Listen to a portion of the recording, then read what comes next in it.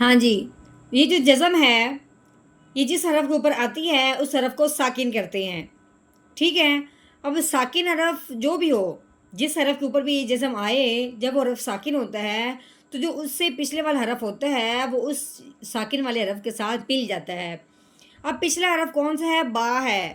ہم نے دیکھا ہے کہ جزم یا کے اوپر ہے، اب ہم نے با کو یا ساکن کے ساتھ ملانا ہے۔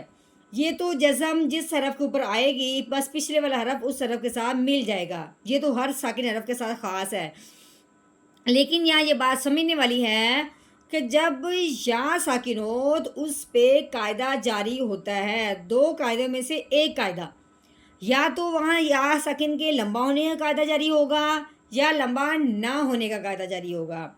اگر تو یا ساکن سے پہلے زیر ہو، جیسے کہ اب یا ساکن سے پہلے کیا ہے؟ با کے نیچے زیر ہے، یا ساکن سے پہلے زیر ہو تو وہ پہلے والا حرف جب یا ساکن کے ساتھ ملے گا تو ساتھ ساتھ ایک الف کے برابر لمبا ہوگا، یعنی کہ یا ساکن سے پہلے زبر ہو جائے، اگر آ جائے تو اس یا ساکن پہ مد کا قاعدہ جاری ہوگا۔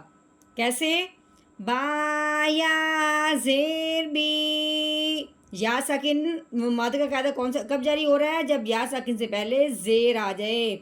اسی طرح یا ساکن سے پہلے جب زبر آ جاتی ہے تب مد کا نہیں بلکہ لین کا قاعدہ جاری ہوتا ہے۔